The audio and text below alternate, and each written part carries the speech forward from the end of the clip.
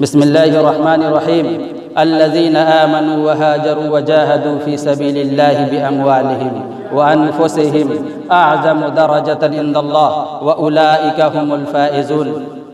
وقال النبي صلى الله عليه وسلم لغدوة في سبيل الله أو روحة خير من الدنيا وما فيها. وبعد ذلك ربنا آتنا في الدنيا حسنة وفي الآخرة حسنة وقنا عذاب النار. آج کے اس مبارک جمعہ میں میری موضوع خطابت ہے ہندوستانی مسلمانوں کی حب الوطنی اور تحریک آزادی میں ان کا کردار. آج اخبار و رسائل کی سرخیاں الیکٹرانک میڈیا، پرنٹ میڈیا اور سوشل میڈیا پر شرپسند عناصر اندھ بھگ ہندو مسلم یکجہتی کو پامال کرتے ہوئے نظر آ رہے ہیں. مسلمانوں کی حب الوطنی پر شک کرتے ہیں، وطن سے غداری کا الزام لگاتے ہیں. اسی کی وضاحت کے لیے میں آپ کے بیچ حاضر ہوا ہوں. شاعر کہتا ہے کہ وطن کی پاسبانی جان و ایما سے بھی افضل ہے. وطن کی پاسبانی جان و ایما سے بھی افضل ہے. ہم اپنے ملک کی خاطر کفن بھی ساتھ رکھتے ہیں. وطن کی خاک سے مر کر بھی ہم کو ان سے باقی ہے. وطن کی خاک سے مر کر بھی ہم کو ان سے باقی ہے. مزہ دامان مادر کا ہے اس مٹی کے دامن میں، اور دل سے نکلے گی نہ مر کر بھی وطن کی الفت. دل سے نکلے گی نہ مر کر بھی وطن کی الفت. میری مٹی سے بھی خوشبو وفا آئے گی. حاضرین جمعہ، عربک کا ایک کوٹیشن ہے کہ حب الوطنی من الایمان، وطن سے محبت ایمان کی علامت ہے. حب الوطنی کے معنی وطن سے محبت کرنا، وطن سے پیار کرنا، وطن سے ہمدردی رکھنا. جس طرح انسان ماں، باپ، بھائی، بہن اور اولاد سے فطری اور طبعی محبت رکھتا ہے، ٹھیک اسی طرح وطن سے محبت بھی بلا تکلف ہوا کرتی ہے. جس زمین پر انسان آنکھیں کھولتا ہے، نشو و نما پاتا ہے، شباب کو پہنچتا ہے، شادی بیاہ کرتا ہے، ملازمت و تجارت کرتا ہے اور مر کر بھی اسی مٹی میں دفن ہو جاتا ہے، تو اس سے بڑا دیش بھکت، اس سے بڑا وطن پرست اور کون ہو سکتا ہے؟ ٹھیک اسی طرح ایک پرندہ اپنے آشیانہ کو ہی وطن سمجھتا ہے، اور جب وہ اپنے آشیانہ سے بچھڑ جائے تو چیخ چیخ کر چلانے لگتا ہے. ایک بچہ اپنے گھر کو ہی وطن سمجھتا ہے، اور جب وہ بچہ اپنے گھر کو دیکھ نہ پائے تو وہ سسک سسک کر رونے لگتا ہے. جس گھر میں بچہ پلتا ہے اس کے دروازے، اس کی کھڑکیاں، اس کی چھتیں، اس کی سیڑھیاں، اس کا دالان، اس کا طول و عرض اور محل وقوع کا نقشہ اس کے دماغ میں جم جاتا ہے. بچپن کی یادیں سب یادوں سے زیادہ حسرتناک ہوتی ہیں. انسان تا عمر رہ رہ کر اپنے وطن کو، اپنے ملک کو یاد کرتا ہے. جس طرح چرندے، پرندے، کتا، بلی، مرغے وغیرہ کو بھی اپنی اپنی جگہوں سے الفت ہوتی ہے. وطن سے محبت کرنے والا کسی انعام کے محتاج نہیں ہوتا، بلکہ اپنے وطن کی فلاح و بہبودی کے لیے، اپنے وطن کی ترقی کے لیے، اپنے وطن کی خوشنودی کے لیے وہ اپنے آپ کو قربان کر دیتا ہے. علامہ اقبال نے حب الوطنی پر بہت ہی خوبصورت مثال پیش کی ہے. علامہ اقبال کہتے ہیں کہ سارے جہاں سے اچھا ہندوستاں ہمارا، سارے جہاں سے اچھا ہندوستاں ہمارا، ہم بلبلیں ہیں اس کی یہ گلستاں ہمارا. غربت میں ہوں اگر ہم رہتا ہے دل وطن میں، غربت میں ہوں اگر ہم رہتا ہے دل وطن میں، سمجھو وہی ہمیں بھی دل ہو جہاں ہمارا. پربت وہ سب سے اونچا ہمسایہ آسماں کا، پربت وہ سب سے اونچا ہمسایہ آسماں کا، وہ سنتری ہمارا، وہ پاسباں ہمارا. گودی میں کھیلتی ہیں اس کی ہزاروں ندیاں، گودی میں کھیلتی ہیں اس کی ہزاروں ندیاں. گلشن ہے جس کے دم سے رشک جنا ہمارا. مذہب اے آب رود گنگا وہ دن ہے یاد تجھ کو، اے آب رود گنگا وہ دن ہے یاد تجھ کو. اترا تیرے کنارے جب کارواں ہمارا. مذہب نہیں سکھاتا آپس میں بیر رکھنا، مذہب نہیں سکھاتا آپس میں بیر رکھنا. ہندی ہیں ہم، وطن ہے ہندوستاں ہمارا. پھر آگے لکھتے ہیں کہ یونانو، مصر و روما سب مٹ گئے جہاں سے. یہ سب دیشوں کا نام ہے. یونانو، مصر و روما سب مٹ گئے جہاں سے، اب تک مگر ہے باقی نام و نشاں ہمارا. کچھ بات ہے کہ ہستی مٹتی نہیں ہماری، کچھ بات ہے کہ ہستی مٹتی نہیں ہماری، صدیوں رہا ہے دشمن دور زماں ہمارا۔ یہ پوری نظم حب الوطنی پر مشتمل ہے، اور علامہ اقبال آگے اپنے ملک ہندوستان کو سجنے سورنے اور پھولوں کی طرح بنے رہنے کی بھی تمنا کی ہے، دعا کی ہے۔ کہتے ہیں کہ ہو میرے دم سے یوں ہی میرے وطن کی زینت، ہو میرے دم سے یوں ہی میرے وطن کی زینت، جس طرح پھول سے ہوتی ہے چمن کی زینت۔ اسلام ہمیں وطن سے محبت سکھاتا ہے، اسلام ہمیں حب الوطنی کا درس دیتا ہے۔ خود رسول اکرم صلی اللہ علیہ وسلم کی حب الوطنی دیکھیے کہ اللہ کے رسول صلی اللہ علیہ وسلم جب مکہ المکرمہ سے مدینہ ٹرانسفر ہو رہے تھے، ہجرت فرما رہے تھے، تو اس وقت اللہ کے رسول صلی اللہ علیہ وسلم نے کہا یا مکہ، اے مکہ تو کتنا پیارا شہر ہے، تو کتنا محبوب شہر ہے، اگر مجھے میری قوم تجھ سے نہ نکالتی، اگر مجھے میری قوم تجھ سے نہ نکالتی تو اللہ کی قسم میں تجھے چھوڑ کر ہرگز نہ جاتا۔ یہ حب الوطنی نہیں تو اور کیا ہے؟ جبکہ مکہ المکرمہ میں کفار مشرکین کا دبدبہ تھا، کفار مشرکین کا غلبہ تھا، بت پرستی عام تھی، اس کے باوجود آپ کا تعلق گہرا تھا چونکہ آپ کا وطن تھا۔ آپ پر ظلم و ستم کے پہاڑ ڈھائے، آپ کو ٹارچر کیا گیا، طرح طرح سے ایذائیں پہنچائی۔ جب پانی سر سے اونچا اٹھ گیا تب کہیں جا کر آپ نے ہجرت کی، اور اللہ رب العالمین سے دعا کی، اے پروردگار عالم مجھے مدینہ میرے لیے محبوب بنا دے، مدینہ میں خیر و برکت نازل فرما، اور نو مسلموں کو ایمان پر قائم رکھ، اور دین کی انہیں سمجھ بوجھ عطا فرما، دین پر چلنے کی توفیق عطا فرما۔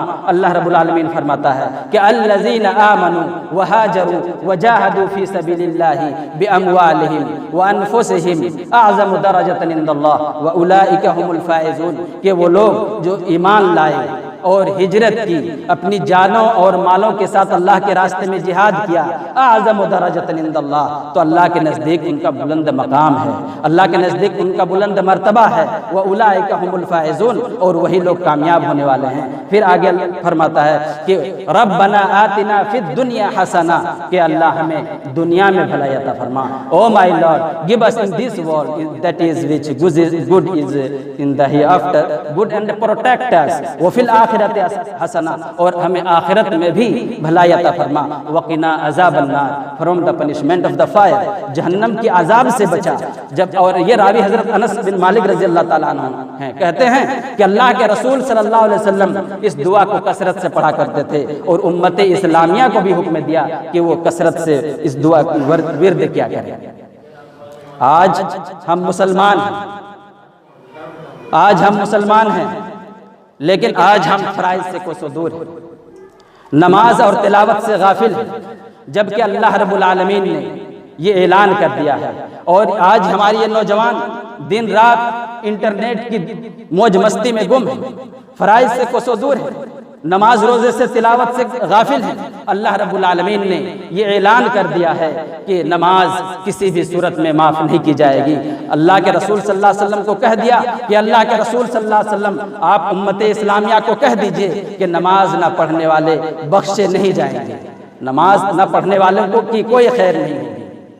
آج ہم نماز سے کوسوں دور ہیں، ہم کہتے ہیں کہ بریلوی یہ ہے، شافعی یہ ہے، حنفی یہ ہے، اور ہم اہل حدیث ہیں، ہم اہل حدیث والے ہیں، ہم نے اہل حدیث کا چولا پہن رکھا ہے، ہم اہل حدیث کے نام پر کلنک ہیں، ہم اہل حدیث تو ہیں لیکن نماز نہیں پڑھتے، ہم اہل حدیث تو ہیں لیکن تلاوت کلام پاک سے غافل ہیں، ہم اہل حدیث تو ہیں لیکن کتاب و سنت سے غافل ہیں، ہم اہل حدیث تو ہیں لیکن ہم میں کوئی صلاح الدین ایوبی نہیں، ہم میں کوئی نور الدین چنگی نہیں، ہم میں کوئی محمود غزنوی نہیں، ہم میں کوئی محمد بن قاسم جیسے سپہ سالار نہیں، اور نہ ہی کوئی ہم میں ابوالکلام آزاد جیسے بے باک لیڈر موجود ہے۔ ملت اسلامیہ کے نوجوانوں، بے باک لیڈر پیدا نہیں ہوتے بلکہ بنائے جاتے ہیں، ڈاکٹر، انجینئر، سائنٹسٹ پیدا نہیں ہوتے بلکہ بنائے جاتے ہیں، مفکر، محدث، علامہ اور خطیب پیدا نہیں ہوتے بلکہ بنائے جاتے ہیں۔ آج ہم اہل حدیث تو ہیں لیکن ہم میں کوئی اعلیٰ عہدے پر فائز نہیں، ہم میں کوئی IAS نہیں، ہم میں کوئی IPS نہیں، ہم میں کوئی IFOS نہیں، ہم میں کوئی ڈاکٹر، انجینئر اور نہ ہی سائنٹسٹ موجود ہے۔ آج ہم یہ مسمى ارادہ کر لیں کہ ہمارے اولادوں میں اگر ایک فرد کو بھی تعلیم یافتہ بنائیں گے تو یقیناً ہمارا یہ ڈومریا روشن چراغ بن کر ابھرے گا، جبکہ مسلمانوں کا معیار، تعلیم کا معیار اسلام پر منحصر ہے۔ اللہ رب العالمین نے یہ اعلان کر دیا ہے، اور اللہ رب العالمین نے قرآن پاک میں متعدد مقامات پر تعلیم کا ذکر کیا ہے، اور خود رسول اکرم صلی اللہ علیہ وسلم نے ہمیں تعلیم کی اور بارہا نصیحت بھی فرمائی ہے، لیکن آج ہم تعلیم سے کوسوں دور ہیں۔ یہی وجہ ہے کہ ہم شرپسند عناصر کو دندان شکن جواب نہیں دے پاتے، جو ہمیں ہماری ملک سے غداری کا الزام لگاتے ہیں، حب الوطنی پر شک کرتے ہیں، جبکہ مسلمانوں نے اس ملک کی آبیاری صدیوں سے کی ہے، خون جگر سے اس ملک کو سینچا ہے۔ 1150 سال تک اس ملک کی آبیاری مسلمانوں نے کی ہے۔ یہ لال قلعہ، یہ جامع مسجد، یہ قطب مینار، یہ تاج محل، یہ چار مینار مسلمانوں نے دیا ہے۔ قدیم ہندوستان میں مسلمانوں کی حکمرانی تھی۔ ہندوستان، پاکستان، بنگلہ دیش، برما اور افغانستان اس وقت ایک تھا، اور اس وقت مسلمانوں کی حکمرانی تھی۔ 1150 سال تک مسلمانوں نے اس ملک کو خون جگر سے سینچا ہے۔ جب بھی گلستان کو خون کی ضرورت پڑی، سب سے پہلے گردن ہماری ہی کٹی۔ جب بھی گلستان کو خون کی ضرورت پڑی، سب سے پہلے گردن ہماری ہی کٹی۔ پھر بھی کہتے ہیں ہم سے یہ اہل چمن، یہ چمن ہمارا ہے تمہارا نہیں۔ بلا شبہ ملک ہندوستان تقریباً 150 صدی تک انگریزی خونخوار ظالم سامراج کی شکنجے میں رہا، اور اس لمبے عرصے میں انگریزوں نے ہندوستانیوں پر جو ظلم و ستم کے پہاڑ ڈھائے اور چیرہ دستیوں کی جو مثال قائم کی، وہ تاریخ انسانیت اور پورے ملک کے واسیوں کے لیے ایک کھلم کھلا چیلنج تھا۔ تو ایسی صورتحال میں ملک و وطن کے باغیرت و باکمال جیالوں نے بلا تفریق مذہب و ملت اس چیلنج کو گلے لگایا، اور ملک کی گردن سے غلامی کی توق و سلاسل کو اتار پھینکنے کے لیے اس میدان میں کود پڑے۔ خاص طور پر علماء کرام نے جس جوش و جذبہ کے ساتھ آزادی وطن کا مظاہرہ کیا، وہ تاریخ کا ایک روشن باب ہے۔ اس تحریک آزادی میں مسلمانوں نے اپنی جانی و مالی قربانیاں پیش کی، اور فطری تقاضوں کی بنیاد پر مولانا عبدالخبیر صاحب صادق پوری، مولانا عبدالعزیز محدث دہلوی، مولانا عنایت اللہ خان مشرق، مولانا ولایت علی، مولانا محمد علی جوہر، مولانا عبداللہ سندھی، مولانا محمود الحسن اور مولانا ابوالکلام آزاد وغیرہ نے انگریزوں کے ظلم و استبداد کو گلے لگایا، اور 15 اگست 1947 عیسوی بروز جمعہ 12 بجے رات اس ملک کو انگریزوں کے پنجہ استبداد سے آزاد کرا دیا گیا، اور ملک کو 26 جنوری 1950 عیسوی کو جمہوریہ ہند قرار دیا گیا۔ اس ملک میں کانسٹیٹیوشن، دستور نافذ کیا گیا، جس کے بانی ڈاکٹر بابا صاحب بھیم راؤ امبیڈکر ہیں، جنہوں نے ہر رنگ و نسل کو ایکویلٹی کا درجہ دیا، اور فنڈامنٹل رائٹس آج ہر انسان کا بنیادی حق قرار دیا گیا ہے۔ آج ملک ہندوستان آزاد ہے۔ ہر سال آزادی کے نام پر مسلسل تقریبیں منائی جاتی ہیں، خوشیاں منائی جاتی ہیں، لیکن افسوس کہ ان سرفروش مجاہدین کو مسلسل فراموش کرنے کی کوشش کی جا رہی ہے، جن کی بدولت آج اس ملک کو آزادی نصیب ہوئی۔ اگر اس ملک میں مسلمان نہ ہوتے تو اللہ کی قسم یہ ملک کبھی آزاد نہیں ہو سکتا تھا۔ اگر اس ملک میں مسلمان نہ ہوتے تو اللہ کی قسم اس ملک میں امن و امان قائم نہیں ہو سکتا تھا۔ اگر اس ملک میں مسلمان نہ ہوتے تو اللہ کی قسم اس ملک میں انصاف قائم نہیں ہو سکتا تھا، کوئی بھی انسان چین کی سانس نہیں لے سکتا تھا۔ آج تعصب پرست و تنگ نظر افراد تحریک آزادی کی ابتدا کا صحرا مہاتما گاندھی، جواہر لال نہرو، سبھاش چندر بوس اور سردار پٹیل کے کاندھوں پر باندھتے ہیں، اور کہتے ہیں کہ آزادی میں مسلمانوں کا کوئی حصہ نہیں، جبکہ مسلمانوں نے اپنی جانی و مالی قربانیاں پیش کی۔ اگر آپ کو یقین نہیں آتا تو تاریخ کے اوراق کو پڑھو، اور اگر پڑھنے کی فرصت نہیں تو کم سے کم سن تو لیجئے، رونگٹے کھڑے ہو جائیں گے۔ ایک لاش کے بعد دوسری لاش گرتی تھی۔ 1857 عیسوی میں بنگال کے پلاسی میدان میں نواب سراج الدولہ اور جنوب میں ٹیپو سلطان انگریزوں کے خلاف سینہ سپر ہوئے، اور آزادی کی نئی روح پھونکنے کے لیے شاہ ولی اللہ محدث دہلوی نے 1766 عیسوی میں اپنے خون کا آخری قطرہ وطن عزیز کے حوالے کر دیا۔ اس کے بعد ان کے خون سے سینچی ہوئی کلی مرجھائی نہیں، بلکہ اس تحریک صحیحین کے بانی سید احمد شہید اور شاہ اسماعیل شہید نے میدان بالا کوٹ میں اپنے خون سے ان کی آبیاری سیکھی۔ 1856 عیسوی میں مولانا جعفر تھانسری، مولانا محمد قاسم، مولانا رشید احمد گنگوہی، مولانا ولایت علی، حافظ امداد اللہ مہاجر مکی اور حافظ ضامن شہید وغیرہم نے انگریزوں کے خلاف فیصلہ کن جنگ لڑنے کا اعلان کر دیا۔ تب کہیں جا کر برادران وطن میں حریت کا شعور پیدا ہوا اور 1857 عیسوی میں مسلمانوں نے شانہ بشانہ چل کر جنگ آزادی میں حصہ لیا۔ اس میں بھی مسلمانوں کی اکثریت تھی۔ یہی وجہ ہے کہ 1857 عیسوی میں 1857 عیسوی کے بعد دہلی کے جامع مسجد علاقوں میں مسلمانوں کے خون سے ہولی کھیلی گئی۔ مسلم گلی کوچوں میں قتل و غارت گری کا بازار گرم کیا گیا۔ دہلی گیٹ سے اجمیر گیٹ تک اکثر گھروں میں چراغ جلانے والا نہ تھا، چونکہ یہ سب مسلم علاقہ تھا۔ نہ پوچھ مجھ سے لذت خانوما برباد رہنے کی، نہ پوچھ مجھ سے لذت خانوما برباد رہنے کی، نشیمن سینکڑوں میں نے بنا کر پھونک ڈالے۔ تعصب پرستو، تو پھر بتاؤ کہ ڈاکٹر ٹامسن کی اس قول کا کیا جواب دو گے کہ 1854 سے 1857 عیسوی تک تقریباً ان 3 سالوں میں 14,000 علماء کرام کو پھانسی کے پھندے پر لٹکا دیا گیا۔ اور آگے لکھتا ہے کہ دہلی کے چاندنی چوک سے پشاور تک، دہلی لال قلعہ کے سامنے کا علاقہ چاندنی چوک پڑتا ہے، بیشتر لوگ جانتے ہیں، اور پشاور اس وقت پاکستان میں ہے۔ اب ڈسٹینس دیکھ لیجئے، دوری، لکھتا ہے کہ دہلی کے چاندنی چوک سے پشاور تک کوئی بھی درخت علماء کرام کی گردنوں سے خالی نہ تھا۔ 40 علماء کرام کو ننگے بدن دہکتی ہوئی آگ میں ڈال کر ان پر پانی ڈال دیا گیا اور ان کا جسم جھلس کر رہ گیا۔ 40 علماء کرام کو ننگے کر کے کہا گیا کہ اگر تم میں سے ایک شخص بھی اس غدر میں شمولیت سے انکار کر دے گا تو سب کی رہائی ہو جائے گی۔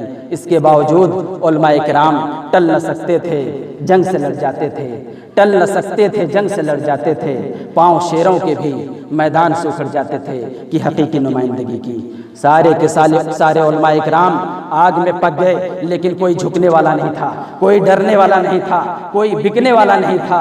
جب انگریزوں نے جان لیا کہ اس ملک کی آزادی کے لیے مسلمان کچھ بھی کر سکتے ہیں، تو انہوں نے ایسٹ انڈیا کمپنی کی طرف سے یہ حکم نافذ کیا۔ اس وقت ایسٹ انڈیا کمپنی کی حکمرانی ملکہ وکٹوریہ کے ہاتھوں میں تھی۔ یہ حکم نافذ کرتی ہے کہ اس ملک میں، بھارت میں، جہاں کہیں بھی مولویانہ وضاحتیں رکھنے والے مسلمان مل جائیں، جن کے سر پر ٹوپی ہوں، جن کی لمبی داڑھی ہوں، لمبے کرتے ہوں، جہاں کہیں پر بھی مل جائے انہیں قتل کر دو، انہیں سولی پر لٹکا دو۔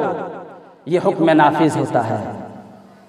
15 دنوں کے اندر 2 لاکھ سے زائد مسلمان شہید کر دیے گئے۔ مسلمانوں کو بوریوں میں بند کر کے دریائے راوی میں ڈال کر ان پر گولیوں کا نشانہ لگایا جاتا تھا۔ صرف بنگال میں 1 لاکھ سے زائد مسلمان شہید کر دیے گئے۔ پورے ملک میں کئی لاکھ علماء کرام اور مسلمان شہید کر دیے گئے۔ انہوں نے جان کی قربانیاں دی، مال کی قربانیاں دی، انہیں سلاخوں میں ڈالا گیا، سولی پر لٹکایا گیا، انہیں دہکتی ہوئی آگ میں ڈال کر ان پر پانی ڈال دیا گیا اور ان کا جسم جھلس کر رہ گیا، ان کی کتابیں جلا دی گئیں۔ اتنی ساری قربانیاں مسلمانوں نے دی ہیں، لیکن افسوس کہ آج یہی مسلمان بیچارہ اپنے ہی ملک میں مظلوم ہیں۔ ان کی عبادت گاہیں محفوظ نہیں، ان کے بچے محفوظ نہیں، ان کی ماں اور خواتین کی عزت محفوظ نہیں، ان کی عبادت گاہیں محفوظ نہیں، ان کے مدرسے محفوظ نہیں۔ جب تم ہمارے مدرسے میں آؤ گے تو کہیں لوٹا، کہیں چٹائی تو کہیں قرآن پاؤ گے، کہیں لوٹا، کہیں چٹائی تو کہیں قرآن پاؤ گے۔ ہمارے مدرسے میں بس یہی سامان پاؤ گے۔ ثبوت دیش بھکتی مسلموں سے مانگنے والوں، ثبوت دیش بھکتی مسلموں سے مانگنے والوں، ہمارے خون کے ہر قطرے میں ہندوستان پاؤ گے۔ آج ماڈرن حکومت، آج موجودہ حکومت بھی انگریزوں سے کم نہیں۔ شاعر کہتا ہے کہ آج جو صاحب مسند ہیں وہ کل نہیں ہوں گے، آج جو صاحب مسند ہیں وہ کل نہیں ہوں گے، کرایہ دار ہیں، ذاتی مکان تھوڑی ہے، سبھی کا خون ہے شامل یہاں کی مٹی میں، سبھی کا خون ہے شامل یہاں کی مٹی میں، کسی کے باپ کا ہندوستان تھوڑی۔ ملت اسلامیہ اتنا سب کچھ قربانیاں دینے کے باوجود جب انگریزوں کو تسلی نہ ہوئی تو انہوں نے مسلمانوں کے معاشی دروازے بند کر دیے گئے۔ 1870 عیسوی تک مسلمانوں کو ملازمت میں کوئی حصہ نہیں دیا گیا، اور 1870 عیسوی کے بعد اگر ملازمت میں ساز و نادر دیا بھی گیا تو چپراسی کے علاوہ ان کا کوئی وقار نہ تھا، جھاڑو پوچھا کے سوا ان کا کوئی وقار نہ تھا۔ تعصب پرستو، تو پھر بتاؤ کہ 1916 سے دہلی جیل میں 1916 سے 1946 تک جانی و مالی قربانیاں پیش کرنے والا کون تھا؟ انگریزوں کے قتل کے جرم میں پھانسی کے پھندے پر لٹکنے والا اکبر کون تھا؟ کاکوری کیس میں فیض آباد جیل میں داعی اجل کو لبیک کہنے والا اشفاق اللہ خان کون تھا؟ کاکوری کیس میں 1932 عیسوی میں سرجن ڈبلیو جے کولڈ اسٹریم کو ختم کر کے سزائے موت پانے والا عبدالرشید کون تھا؟ کیا کوئی ہندو تھا؟ نہیں۔ تو پھر بتاؤ کہ تم اپنے رہنما جواہر لال نہرو کے اس قول کا کیا جواب دو گے کہ اگر صادقان صادق پور کی قربانیوں کو ایک پلڑے میں رکھ دیا جائے اور پورے مجاہدین قربانی کو ایک پلڑے میں رکھ دیا جائے تو صادقان صادق پور کا پلڑا بھاری ہوگا؟ کہاں تک گناؤ مسلمانوں کی قربانیوں کو؟ انہوں نے اگر ایک طرف جانی و مالی قربانیاں پیش کی ہیں تو دوسری طرف قلمی و لسانی جہاد بھی، چنانچہ مولانا ابوالکلام آزاد نے الہلال، البلاغ، لسان الصدق اور المصباح جیسے جرائد و رسائل سے انگریزوں کے دانت کھٹے کیے۔ مولانا ابراہیم سیال کوٹی نے جریدہ الہادی، مولانا محمد علی جوہر نے پرچہ کامریڈ کے ذریعے انگریزوں کو ہندوستان میں حکومت کرنا دوبھر کر دیا۔ مختصراً یہ ہے کہ آزادی وطن کے لیے مسلمانوں نے اتنی قربانیاں دی ہیں کہ عرض وطن کی کسی بھی جگہ کی مٹی اٹھا کر سونگھے تو اس میں ہمارے آباء و اجداد کے خون کی خوشبو ملے گی۔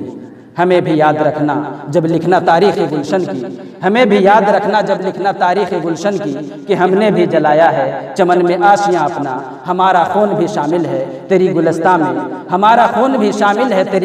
میں، ہمیں بھی یاد کر لینا چمن میں جب بہار آئے۔ اخیر میں اللہ رب العالمین سے دعا ہے کہ پروردگار عالم ہم تمام مسلمانوں کو سننے سے زیادہ عمل کرنے کی توفیق عطا فرما، اور جو لوگ بیمار ہیں ان کو شفا عطا فرما، اور جو لوگ اس دنیا سے گزر چکے ہیں انہیں جنت الفردوس میں جگہ عطا فرما، ان کی مغفرت فرما، اور جو لوگ زندہ ہیں ان کو تمام آلام و مصائب سے محفوظ رکھ، اور ایک دوسرے سے عبرت حاصل کر انہیں نماز پڑھنے کی توفیق عطا فرما، کتاب و سنت پر چلنے